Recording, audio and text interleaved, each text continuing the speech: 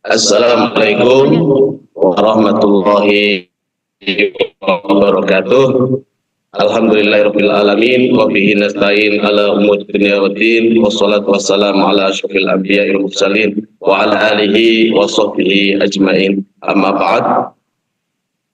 Puji syukur kehadirat Allah Subhanahu wa taala yang telah memberikan rahmat serta hidayahnya kepada kita sehingga kita bisa bertemu walaupun secara daring di kesempatan kali ini.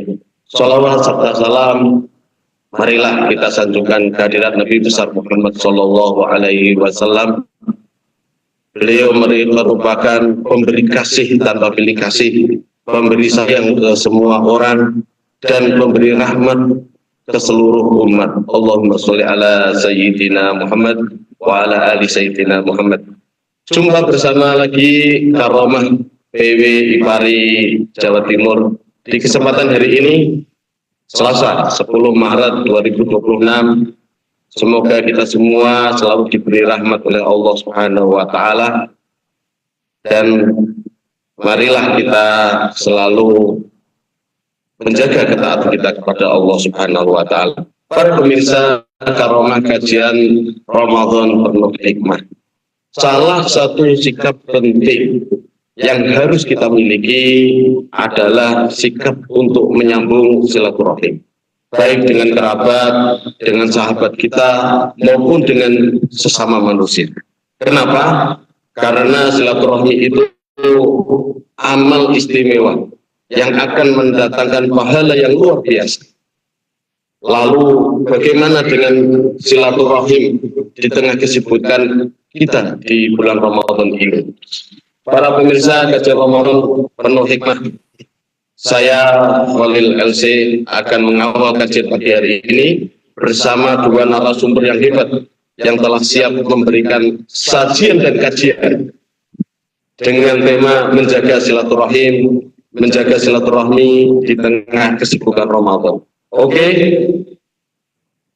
Yang pertama marilah kita sapa, yaitu Bapak Syamsul Huda SY, penyuluh agama Islam Kabupaten Jember. Beliau sudah melalang buana dalam kegiatan dakwah. Kita sapa. Assalamualaikum Pak Syamsul. Waalaikumsalam warahmatullahi wabarakatuh. Ya. Yang kedua, beliau adalah Bapak Masyadi Abror SHI MHI yang sangat aktif berdakwah menebarkan Islam yang rahmatan lil alamin. Ayo mari kita sapa Pak Masyadi Abror. Assalamualaikum Pak. Waalaikumsalam. Masyadi Abror. Waalaikumsalam Pak Khalil. Salam. Selanjutnya, selanjutnya mari kita simak bersama paparan sajian dan kajian dari beliau masing-masing. Saya beri waktu 5 menit ya. Yang pertama kepada Bapak Syamsul Huda SSY, waktu dan tempat kami semanggakan. Assalamualaikum warahmatullahi wabarakatuh.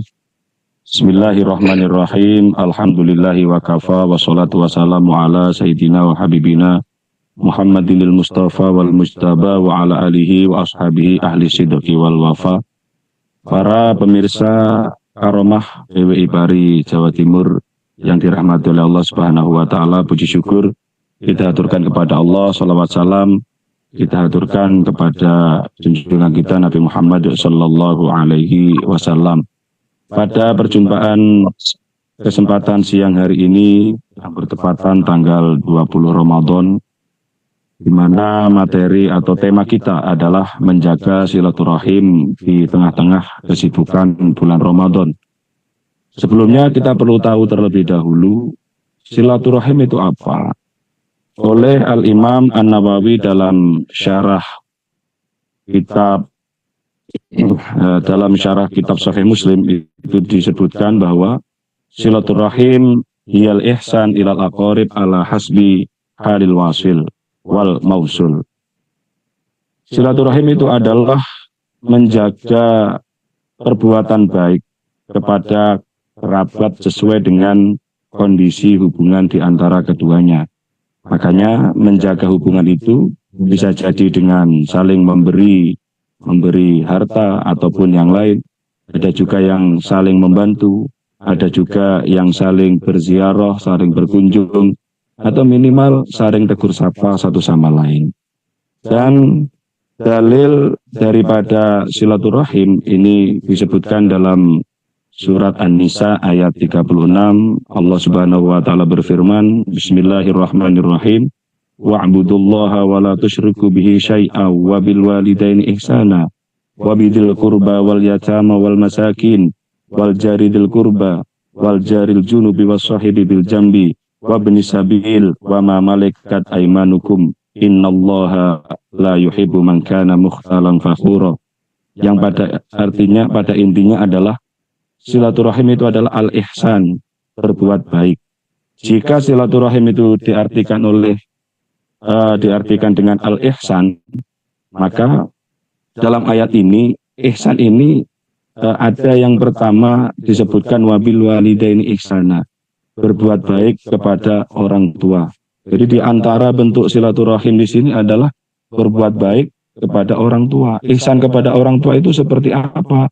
Ya dengan patuh, berbakti kepada orang tua, membersamai orang tua dengan baik. Ya misalkan kalau di bulan Ramadan bisa kita wujudkan, kita sempatkan, mungkin kalau kita jauh berbuka bersama dengan orang tua sesekali di bulan Ramadan. Kalau kita hidup bersama dengan orang tua, usahakan ketika kita bekerja di siang hari, upayakan sebelum malam kita, karena itu adalah bentuk silaturahim kita kepada orang tua, bentuk ihsan kita kepada orang tua di hari Ramadan. Kemudian yang kedua, wabidil kurba, dan kita ihsan kepada orang-orang yang masih memiliki hubungan kerabat, yakni dengan kasih sayang dan kepedulian kepada mereka. Wal yatama, dan ihsan kepada anak-anak yatim, yakni dengan empati, dengan simpati kepada mereka, dengan memperhatikan kebutuhan-kebutuhan anak yatim. Apalagi di bulan Ramadan ini, berbagi kepada anak yatim itu juga merupakan salah satu bentuk silaturahim terbaik yang bisa kita lakukan di bulan Ramadan. Kemudian wal masakin, dan juga ihsan kepada orang-orang miskin dengan cara membantu mereka, dengan cara mengantuni mereka. Minimal kalau misalkan mereka itu meminta sesuatu pertolongan kepada kita namun kita tidak mampu, minimal kita menolaknya dengan cara yang baik. Maka itu juga bentuk ihsan kepada fakir miskin. Yang keempat, wal jaril junubi wal wasahibi bil jambi. Yang keempat adalah kepada orang-orang terdekat, kepada teman sejawat, kepada sahabat yang mungkin tidak punya hubungan kerabat dengan kita. Kita juga diperintahkan oleh Allah Subhanahu wa taala untuk berbuat baik kepada mereka sebagai bentuk menjaga silaturahim hubungan kita dengan orang-orang yang dekat dengan kita, atau bahkan yang lokasinya jauh sekalipun kita juga tetap dianjurkan untuk bersilaturahim, khususnya di bulan Ramadan ini. Ya bisa jadi kita bisa mengatur waktu dengan mereka, mungkin bertemu, atau kalau dengan tetangga mungkin kita bisa lebih bertemu lebih banyak ketika sholat tarawih. Setelah sholat tarawih kita tadarus bersama, mungkin bagi takjil bersama. Itu adalah bentuk-bentuk silaturahim yang bisa kita lakukan di bulan Ramadan ini. Demikian dari kami, wallahul muwaffiq ila aqwamit thoriq. Wassalamualaikum warahmatullahi wabarakatuh. Waalaikumsalam warahmatullahi wabarakatuh. Ya Allah, sangat indah paparan dari Pak Samsul. Sekarang terima selanjutnya kepada Bapak Masyidi Abdul. 5 menit Pak. Terima kasih. Assalamualaikum warahmatullahi wabarakatuh. Waalaikumsalam warahmatullahi wabarakatuh. Hamdan wa syukran lillah, wassalatu wassalamu ala rasulillah, amma ba'dah. Para pemirsa Karomah penuh hikmah IPARI Jawa Timur yang kami muliakan, Alhamdulillah pada kesempatan pada pagi hari yang cerah ini kita dapat menyapa panjenengan, kita dapat bersilaturahim dengan panjenengan dengan keadaan sehat di bulan suci Ramadan pada hari yang ke-20 ini. Semoga puasa kita selalu mendapatkan ridho dari Allah Subhanahu wa taala. Para pemirsa Karomah Penuh Hikmah PBI Pari Jatim yang kami muliakan, pada kesempatan pagi hari ini kami akan mengutip salah satu hadis Nabi Muhammad Sallallahu Alaihi Wasallam untuk melengkapi apa yang disampaikan oleh Yai Samsul tadi, hal-hal yang terkait dengan silaturahim di bulan suci Ramadan ini. Kalau kita lihat di masyarakat di sekitar kita, rata-rata kita itu silaturahim adalah satu dengan keluarga, dua dengan teman-teman yang terdekat, ketiga dengan tetangga, dan saudara-saudara seperjuangan di dalam instansi-instansi pekerjaan, baik guru dengan guru, karyawan pabrik dengan karyawan pabrik, petani dengan petani, atau di lingkungan sekitar.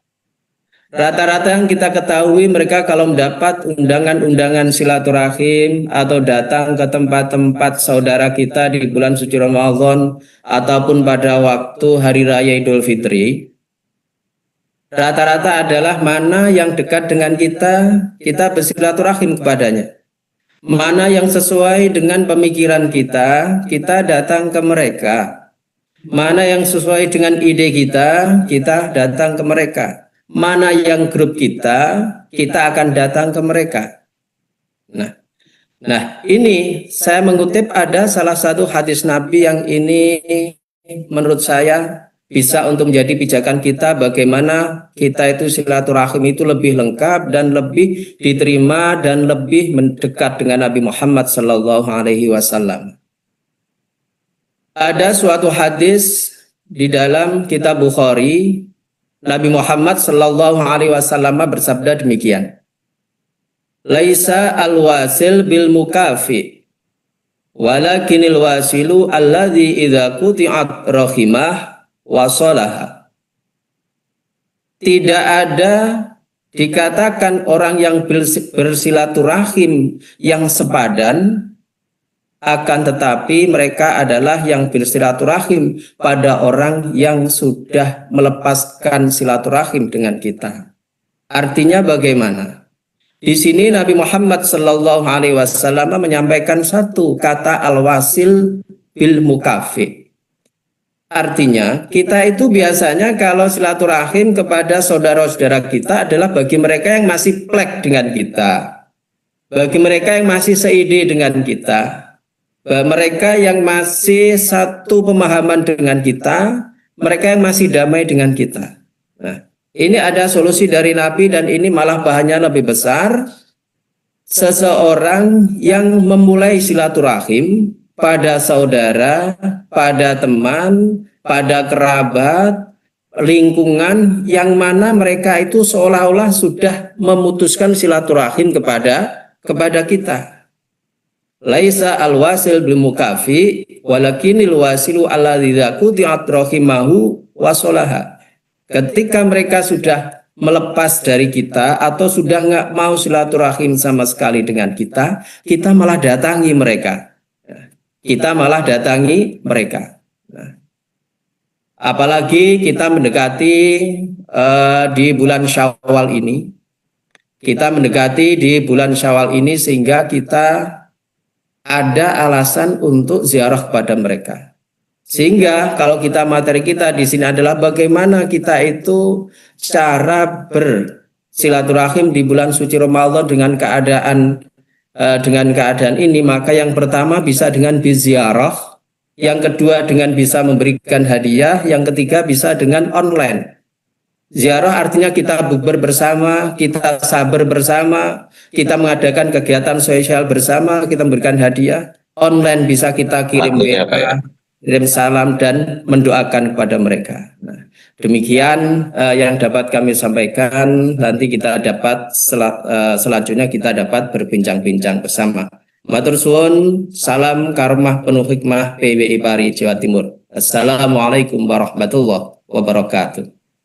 Waalaikumsalam warahmatullahi wabarakatuh. Luar biasa para pemirsa karomah kajian Ramadan penuh hikmah.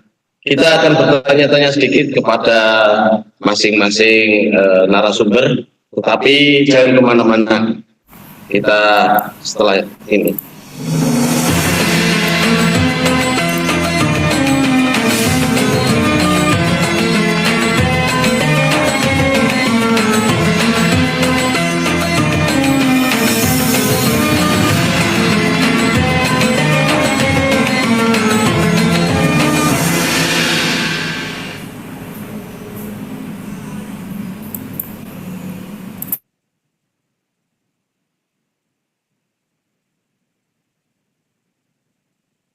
Para pemirsa karomah kajian Ramadan penuh hikmah, ada beberapa hal yang akan kita tanyakan kepada kedua narasumber ya.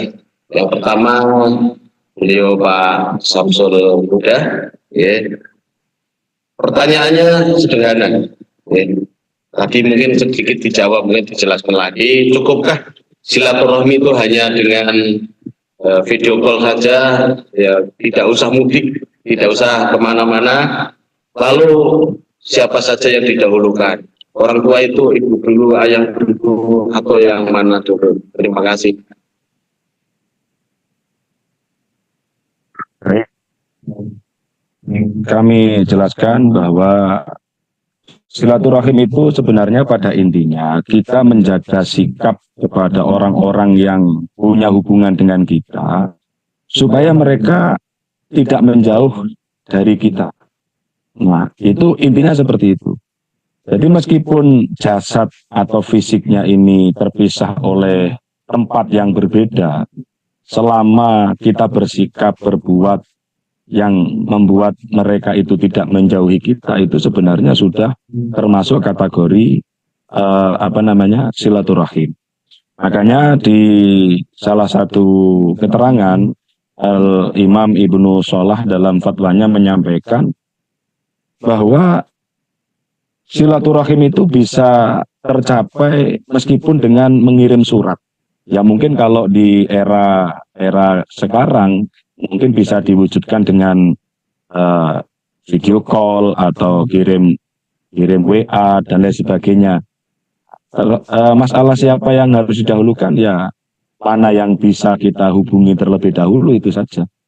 Tapi kalau seandainya di momen-momen Idul Fitri katakanlah ya hanya kalau kita itu lebih mengutamakan ke orang tua terlebih dahulu. Tetapi ketika orang tuanya misalkan kita kebetulan ikut istri di rumah mertua, ya maka ya mertua kita yang didahulukan, yang terdekat itulah yang kita dahulukan untuk silaturahim secara fisik.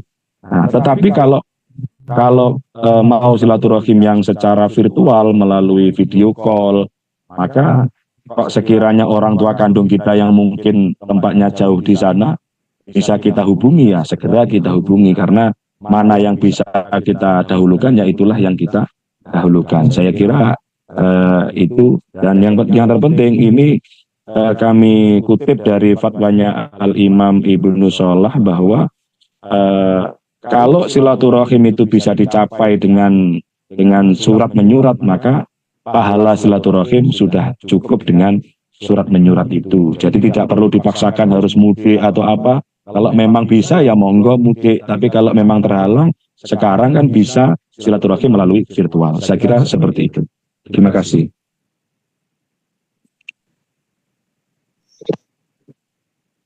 Terima kasih Pak Samsul atas pencerahannya. Tidak lupa kita sapa Bang Hersus ya, Kasubdit Evaluasi Kinerja Penyuluh Agama Islam Kemenak RI.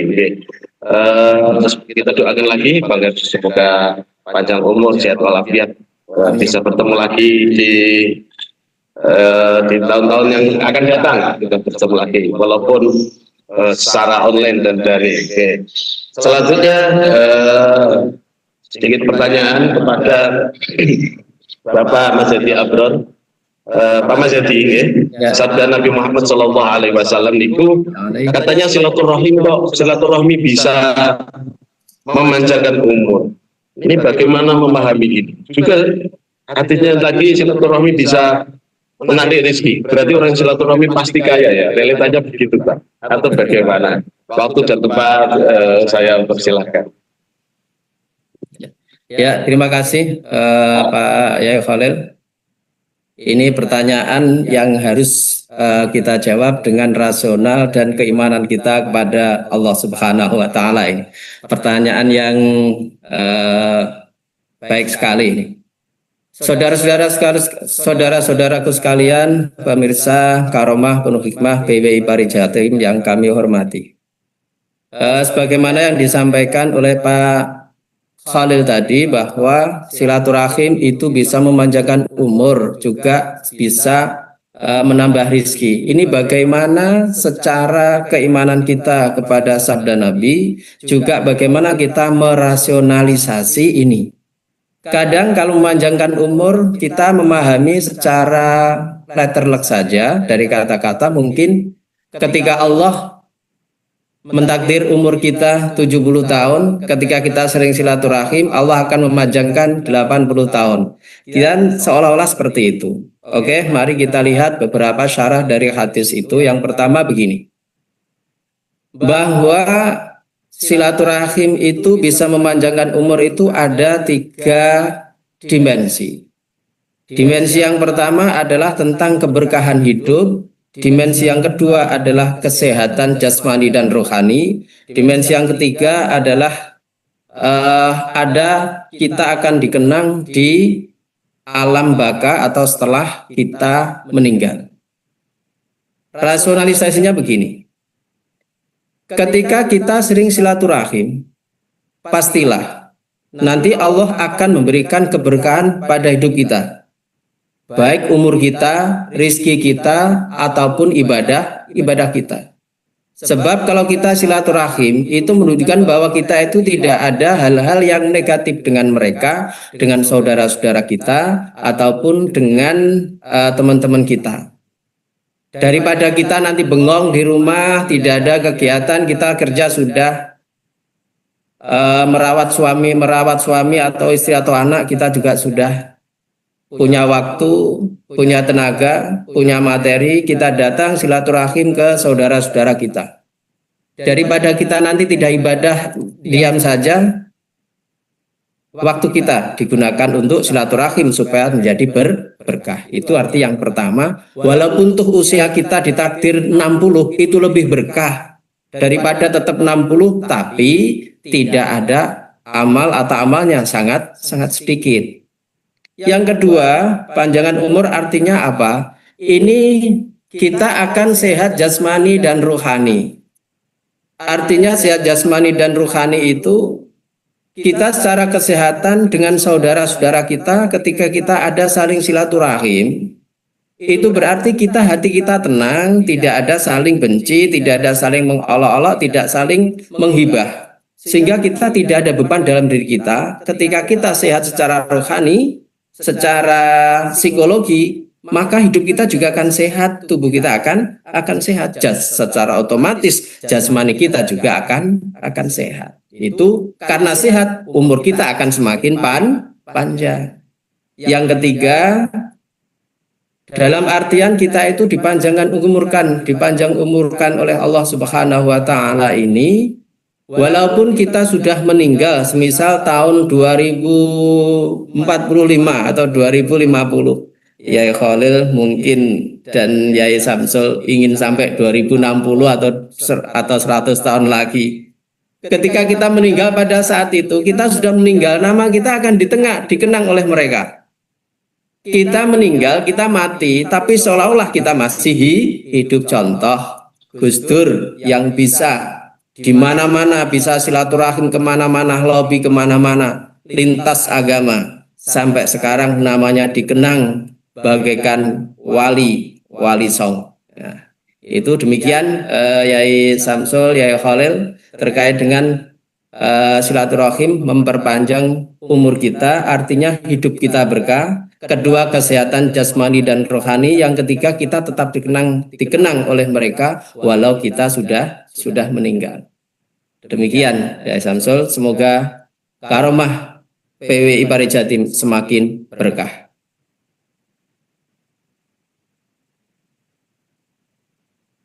Pak Mas Hedi, karena masih ada waktu, ini ada tanya-tanya sedikit lah. Ya. Yang pertama dijawab sederhana. Ya, sederhana aja. Ya, yang pertama Pak Samsul dulu, satu soal satu jawab. Ya, Pak Samsul dijawab sederhana ya. Berarti menurut Pak Samsul silaturahim itu tidak hanya kepada kedua orang tua saja atau kerabat. Padahal secara istilah kan silaturahim hanya keluarga, namanya rahim kan kerabat, intinya begitu. Ini mungkin jawaban singkat dari Pak Samsul. Berarti Pak Samsul melihat silaturahim secara luas. Monggo saya silakan. Oke. Jadi silaturahim itu memang kalau kita lihat dari perspektif kata rahim itu memang sepertinya itu terbatas pada orang-orang yang memiliki hubungan kekerabatan atau hubungan yang karena tali pernikahan dan lain sebagainya.